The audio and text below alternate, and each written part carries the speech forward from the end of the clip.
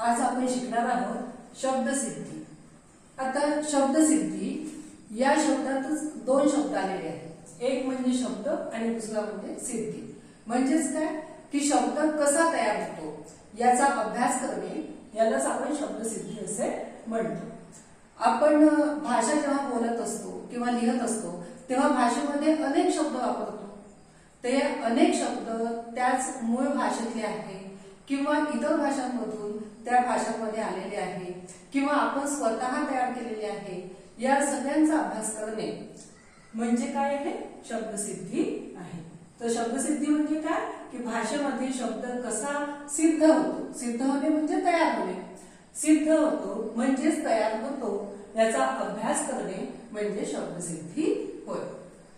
आता भाषेतील शब्द दोन प्रकारचे असतात। कोणत्या दोन प्रकारचे असतात, एक सिद्ध शब्द आणि दुसरा साधित शब्द। सिद्ध शब्द म्हणजे तो तयार झालेला शब्द असतो आणि साधित शब्द म्हणजे आपण त्या शब्दाला तयार करीत असतो। जसं आता सिद्ध शब्द, या सिद्ध शब्दाचं वर्गीकरणही आपल्याला चार प्रकारे करता येईल। पहिला आहे तत्सम, दुसरा आहे तद्भव, तिसरा आहे देशी आणि चौथा आहे परभाषीय।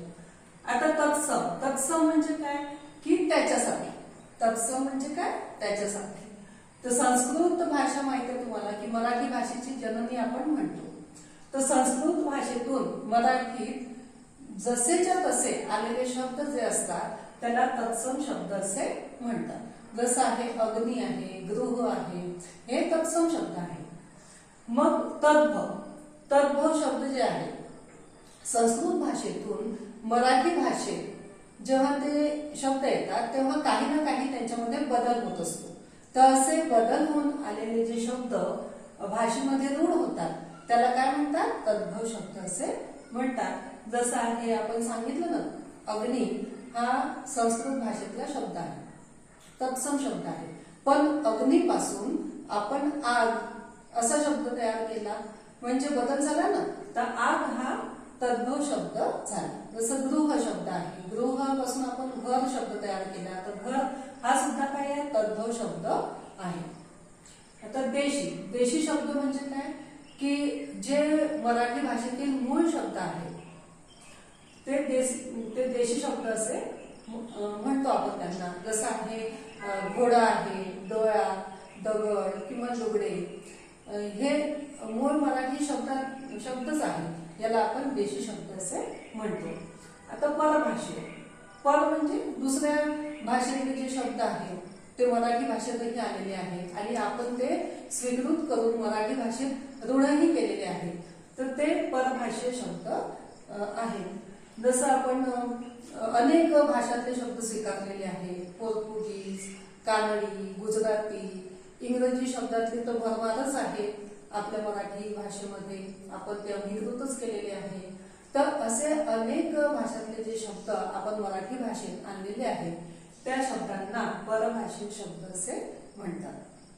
जसं आपण रिकाम टेकडा हा शब्द वापरतो, हा शब्द काय मूळ मराठी भाषेतला आहे का, नाही, तो आहे गुजराती भाषेतला शब्द। तसंच आपण म्हणतो महिना, महिना हा शब्द आपल्याला मराठीच वाटतो पण महिना हा जो शब्द आहे तो फारसी भाषेतला आहे। तर आणि इंग्रजी भाषेतले शब्द आपण बस, स्टेशन, लाईन असे कितीतरी शब्द आपण आपल्या मराठी भाषेत वापरतो। तर हे झाले सिद्ध शब्द। आता साधित शब्द, साधित शब्द म्हणजे आपण ते शब्द तयार केलेले आहेत। आता साधित शब्दाचे जे चार प्रकार आहेत ते कोणकोणते आहेत, उपसर्ग घटित, प्रत्यय घटित, त्यानंतर सामासिक शब्द आणि अभ्यस्त शब्द। आता इयत्ता 10वी मध्ये तुम्हाला हे साधित शब्द जे आहेत आणि साधित शब्दाचे जे उपप्रकार आहेत तेच तुम्हाला अभ्यासायचे आहे। तर ते बघूया आपण। उपसर्ग घटित शब्द म्हणजे काय। आता उपसर्ग आणि प्रत्यय आपल्या याच्या आधी पण होऊन गेलेला आहे। उपसर्ग म्हणजे काय की जो मूळ शब्द असतो किंवा धातू, तर त्या धातूच्या किंवा मूळ शब्दाच्या आधी आपण एक किंवा अनेक अक्षरे लावतो आणि एक नवीन शब्द तयार करतो, त्याला उपसर्ग घटित शब्द असे म्हणतात। व्याख्या बघा की मूळ धातूच्या किंवा शब्दांच्या आधी एक किंवा अधिक अक्षरे जोडून जे शब्द तयार होतात ते उपसर्ग घटित शब्द असतात। एवढं तुम्हाला लक्षात ठेवायचं आहे की उपसर्ग हा नेहमी शब्दाच्या आधी लागतो। जसे अ बघा, अ हा उपसर्ग आहे। अ या उपसर्गापासून अनेक उपसर्ग घटित शब्द आपण तयार करू शकतो। जसं अरसी, अविवेक, अप्रगत, अवर्णनीय, अतुलनीय असे अनेक शब्द। आता रसिक हा शब्द आहे, तुम्हाला माहिती आहे, त्याच्या आधी बघा अ लागलेला आहे, म्हणजे अ काय आहे, उपसर्ग आहे। अ हे एकच अक्षर आहे की नाही, तर हे जे एक अक्षर आहे ते जोडून आपण अरसिक शब्द तयार केलेला आहे। त्याच्यामुळे हा अरसिक शब्द उपसर्ग घटित शब्द आहे। तसंच अप, आता हे जे उपसर्ग आहे ते एकच लागतील असे नाहीये, वेगवेगळे उपसर्ग आपण लावून वेगवेगळे उपसर्ग घटित शब्द तयार करू शकतो। जसं अप आहे, अप पासूनही अनेक शब्द तयार होऊ शकतात की अपशकुन आहे, अपमान आहे, अपशब्द आहे, त्याच्यानंतर अपयश आहे, अपप्रचार आहे, असे अनेक शब्द आपण अप हा उपसर्ग जोडून तयार करू शकतो। प्रति आहे, प्रति उपसर्ग आहे। दिन या शब्दाला तो जोडला की शब्द कोणता तयार होईल, प्रतिदिन, प्रतिकूल, प्रतिध्वनी इत्यादी प्रति या उपसर्गापासून आपण उपसर्ग घटित शब्द तयार करू शकतो। त्यानंतर सुवचन, सुवचन या शब्दामध्ये सु काय लागलेला आहे, तो उपसर्ग लागलेला आहे। वचन हा शब्द आहे, त्याच्या आधी उपसर्ग लागलेला आहे सु, सुविचार, सुमन असे अनेक शब्द तयार करता येतात। भर आहे, भर, भर हा उपसर्ग जर लावला आपण तर त्याच्यापासूनही अनेक शब्द तयार करता येतात। जसं भर दिवस आपण म्हणतो, भर जरी म्हणतो किंवा भर धाव असे म्हणतो। तसंच नी या उपसर्गापासूनही आपण अनेक उपसर्ग घटित शब्द तयार करू शकतो। जसे निकोप आहे, निरोगी आहे, निनावी आहे। तर हे असे काही उपसर्ग दिलेले आहे आणि त्यापासून आपण उपसर्ग घटित शब्द अनेक तयार करू शकतो। आणखी अनेक उपसर्ग आपल्याला देता येईल। जसं आहे प्र आहे, प्र पासूनही आपल्याला प्रचार आहे, प्रभाव आहे, असे अनेक शब्द तयार करता येतील। जसं कु आहे तर कुसंगती, कुवचन असे अनेक शब्द आपल्याला तयार करता येतात।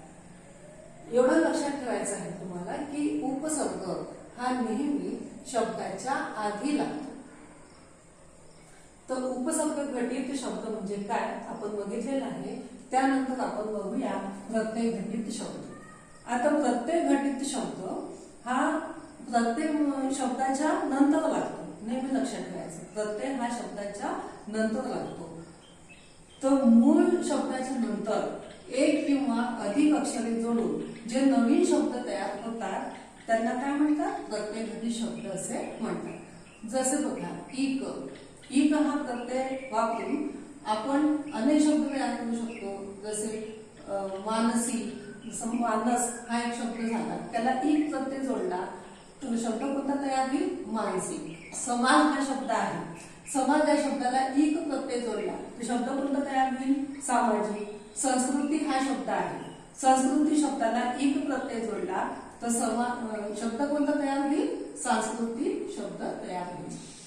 तसंच दार हा जो प्रत्यय आपण घेतला तर दार या प्रत्ययापासूनही अनेक प्रत्यय घटित शब्द आपल्याला तयार करता येतात। जसं आपण म्हणतो दुकानदार, जमीनदार, मानदार, अंकुचीदार इत्यादी। तसंच भर, भर दिवसभर, हातभर, घोटभर इत्यादी।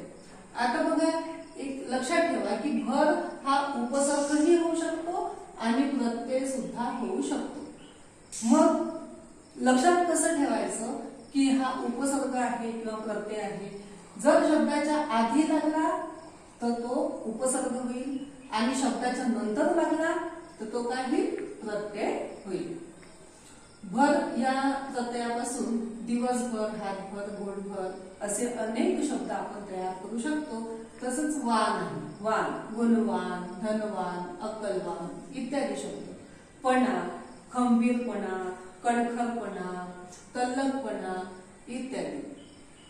प्रत्यय घटित शब्दाच्या नंतर जो सामासिक शब्द हा साधित शब्दाचा तिसरा प्रकार आहे. याच्यावर एक वेगळा स्वतंत्र व्हिडिओज मी समासाचा तयार केलेला आहे. तसं सामासिक शब्द म्हणजे काय की दोन शब्द एकत्र जोडून आपण एक वेगळा नवीन शब्द तयार करतो, त्याला सामासिक शब्द असे म्हणतात. त्यानंतर चौथा प्रकार आहे साधित शब्दाचा, तो म्हणजे अभ्यस्त शब्द. आता अभ्यस्त शब्द म्हणजे काय, तर कधी कधी आपण सार्थक शब्दासोबत निरर्थक शब्द जोडतो, तर कधी कधी आपण शब्दांची पुनरावृत्ती करतो, कधी कधी जोड शब्द वापरतो. तर हे सगळे शब्द अभ्यस्त शब्द असतात. व्याख्या बघा की पुनरावृत्तीने तयार केलेले शब्द सार्थक किंवा निरर्थक. सार्थक म्हणजे जे अर्थपूर्ण आहे आणि निरर्थक म्हणजे ज्या शब्दांना अर्थ नाही आहे.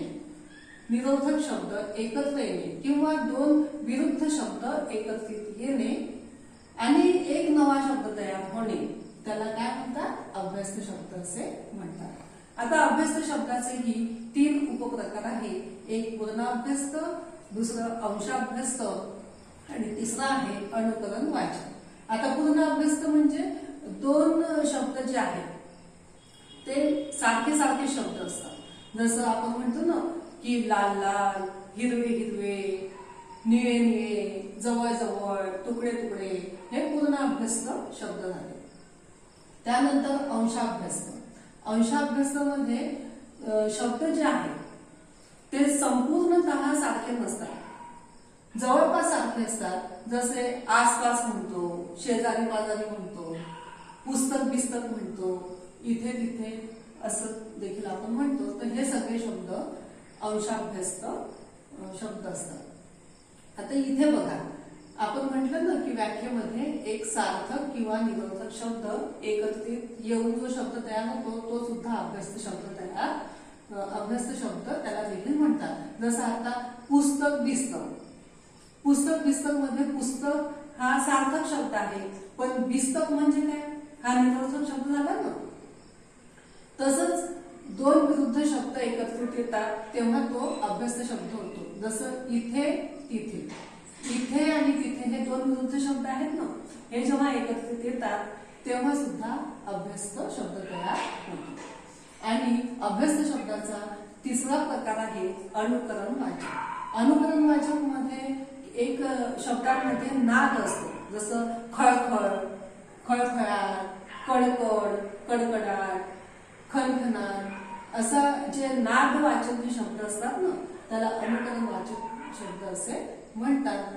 तर अशा प्रकारे अभ्यस्त शब्द असतात. असे अनेक अभ्यस्त शब्द आपण नेहमीच बोलीभाषेत वापरत असतो. जसं अधूनमधून, इकडे तिकडे, हे सगळे अभ्यस्त शब्द आहेत. तर अशा प्रकारे तुम्हाला या वर्षी उपसर्ग घटित, प्रत्यय घटित आणि अभ्यस्त या 3 शब्दांचा जास्तीत जास्त अभ्यास करायचा आहे. आणि मला अशी खात्री आहे की तुम्हाला शब्दसिद्धी हे प्रकरण समजलेच असेल.